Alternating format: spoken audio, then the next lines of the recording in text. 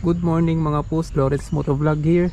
Ngayong araw na to, sasamahan niyo ako magre-reflash ng brake fluid kasi nakita ko medyo madumi na. Total second hand naman tong ating NMAX V2. Syempre kailangan din natin i-check yung mga brake fluid niya kung malinis pa o madumi. Tapos kung madumi, pero alam ko madumi, kung madumi babaklasin natin siya at magre-reflash tayo. Ganito yung paraan ko paano mag-reflash ng brake fluid. Hindi na tayo gagamit ng hose. Yung gagamitin lang natin is tissue, tapos size 8 na open range. Tara, samahan nyo na ako. Yung una natin gagawin, syempre baklasin natin tong kanyang brake fluid cover ba, kung nagkakamali ako, pero brake fluid cover yata ang tawag din. At yung instruction na nakalagay is kailangan is ayaw mag-autofocus. .4 ang ilalagay. Kaya humingi ako sa tropa ko Bendix na high performance .4 yan. Mas mataas yung degree niya bago kumulo. Kaya baklasin na natin. Tara. Yung ibang stock is naka Phillips screw yan. Itong ating NMAX second hand, kaya iniba na ng unang may-ari. Kaya kumuha ko ng size 8. Tanggalin natin yan. Pagtanggal natin, syempre tatanggalin natin yung cover, yung plastic, tapos itong rubber. Kita mo may basa-basa pa. At yan, makikita nyo sobrang itim at wala nang laman, konti na lang. Buti na check natin ng maaga. Di naman natin na check ng maaga kasi panay tayo rides, napapabayaan na natin. ABS pa naman to, medyo maselan. Buti chinek natin ng maayos. Tapos ngayon, paano i-drain yan? Wala tayong hose, di ba? Kailangan lang natin ng tissue.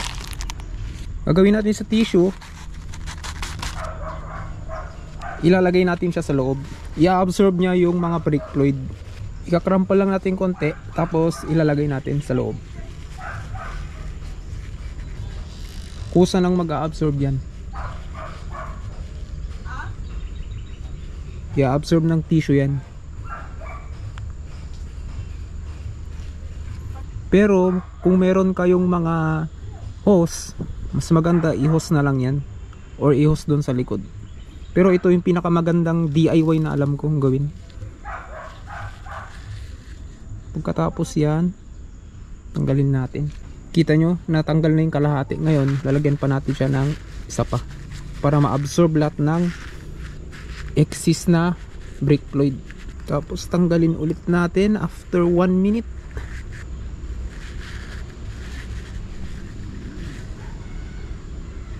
Diba? Dumi. Wala na siyang laman, diba? Tapos ngayon, finally, lilinisan natin sa loob. Diba? Dumi. Naging putik na siya.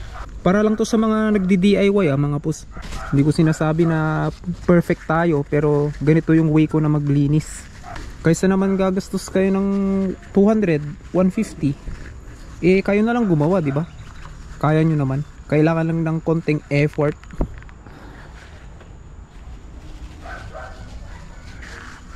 Diba? Malinis na. Next, lalagyan na natin siya ng brake fluid. Konti lang. Mga hanggang doon sa butas niya. Ganyan lang kakunti. Kasi mag-bleed pa tayo sa likod hanggang maubos to. Hindi naman sa as in maubos, hanggang kumunti siya. Kasi kailangan natin matanggal dun sa kanyang hose yung kanyang mga excess na dumi. Kaya tatapan natin siya ng yung kanyang rubber. Tapos mga post, kailangan natin siya i-on. Kasi yung purpose nito, kaya natin siya i-on para siyang kotse, may ABS siya. Para sa akin lang mas maganda kung naka-on siya para medyo nagsi-circulate yung kanyang brake fluid. Syempre ABS nga, diba? Electronic din yun. Tapos ito yung mahirap na part, wala akong kasama, wala magpipindot doon kasi nakahawak ako ng camera. Tatanggalin nyo yung kanyang cap dito. Tanggalin nyo yung may rubber. Kung natanggal nyo na yan, bago mo siya i-twist, kailangan naka-hold ka dito. Kasi mararamdaman mo to, sasagad to. sasagad siya palikod. Pero bago mo i-twist pataas yun, bago mo siya luluwangin, umuugat pa. I-hard steady mo to, tapos itaas mo yun, sasagad tong lever. Pagkatapos yun, i-close nyo ulit yung pagdrainan, tapos doon nyo na naman siya ibomba-bomba. Ganun yung kanyang technique, para hindi siya pasukan ng hangin.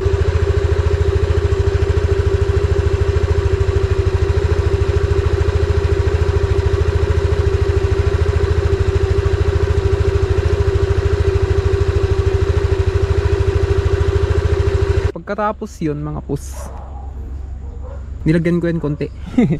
Ipa-final na natin, lalagyan na natin siya hanggang dito sa may linya, kasi na bleed ko na sa likod. Hanggang ganyan lang siya, bago sa linya na lang. Pangit din kasi kung masyado siyang puno. Pagkatapos yun, lilinisan natin yung kanyang gilid-gilid, tapos lilinisan natin to gamit yung tissue. Pag nalinisan na to, ibabalik na natin. Ganito yung technique niya paano ibalik. Dapat tong rubber nakalagay dito sa kulay white, para fit na fit siya. Ganyan. Tapos balik na natin. Tapos babalik na natin yung kanyang cover. Tapos yung kanyang bolts, untighten lang to kasi baka ma-loose thread. Aluminum pa naman yung brake master niya. Higpitan konti. At ayun, tapos na sa likod. Tapos dito naman tayo sa harap. Same process sila. At ngayon dito tayo sa harap. Same process sila mga pus. Kung anong ginawa natin sa likod, ganoon din dito sa harap. Ang dumi, di ba? Tapos yung mga exist pa lang natapon sa flarings nyo, kailangan buhusan ng tubig yan, kahit dito. Kasi matapang yan, .4 yan. Tatanggalin nyo yung pintura. Parang same process din dun sa kabila. Ganun yung gagawin natin. Papa-absorb lang natin yan. Sobrang dumi oh. Grabe. Inalagaan ng unang may-ari nito. Pero normal. Second hand kasi. Yikes. Yan, malinis na dito. Medyo malinis yung harap Tapos ngayon mga pus, dadagdagan na natin siya ng .4 ulit. Lagyan natin ng 1/4 para ma-drain niya dun sa loob ng hose yung mga marurumi din. Tatapan, tapos tumulo. My god, basa natin ng tubig yan mamaya kung tapos na lahat. Tapos i-on, tapos i-start. Tapos same process dun sa likod, hihigpitan, tapos luluwagan sa pagdrainan niya. Habang hinihigpitan nyo yan, naka ganyan lang siya, luluwangin na natin dun.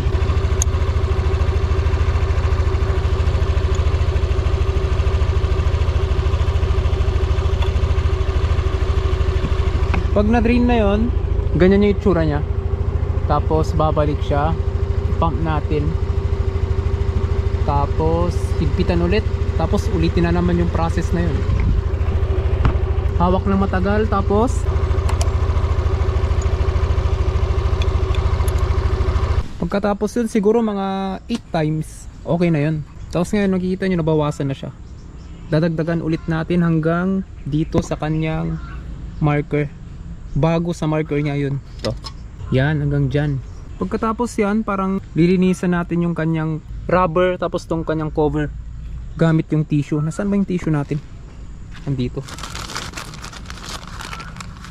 Ang hirap mag vlog kung wala kang tripod. Iisa lang yung kamay, tapos yung isa nakahawak sa camera. Yan Hi. Kita nyo dumi. Kung nalinis na yan mga pus, ibabalik na natin. Syempre, hand-tighten to mga pus Huwag masyadong masikip. Kung sumikip na siya konti, tapos medyo ganyan na siya, tama na yun. Aluminum lang yan, kaya doble ingat. Ito na yung tubig. Lahat ng hinawakan nyo, at lahat ng, di ba hinawakan nyo yung brake fluid, lahat ng nahawakan ng lahat ng nahawakan ng brake fluid, tapos yung mga pinag-drain natin dyan, basahin natin ng tubig para matanggal, kasi nakakatunaw ng pintura yan. Hinawakan ko din yung kanina tapos to. At yun lang mga boss. Thank you sa panonood at peace out.